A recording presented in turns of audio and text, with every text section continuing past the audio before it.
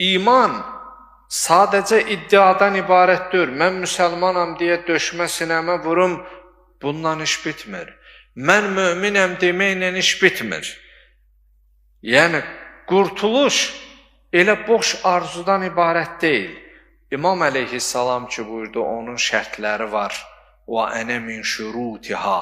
Mən də o şərtlərdən biriyəm.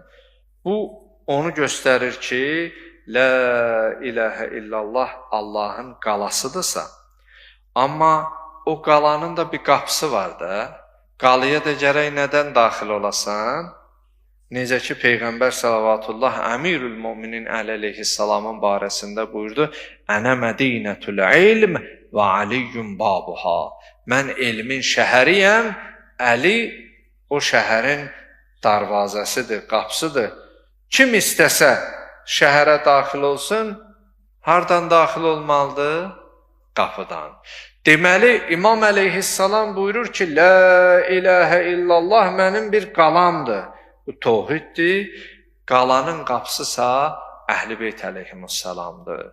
Vilayətdir, imamətdir. Bir sözlə Allahı tanımaq, Əhl-i Beyti tanımaqla tamamlanır. Allahdan dilək və istəyimiz budur ki, Allah bizi daima dünya və uqvada Əhl-i Beyt əleyhimussalamla bir olanlardan qərar versin.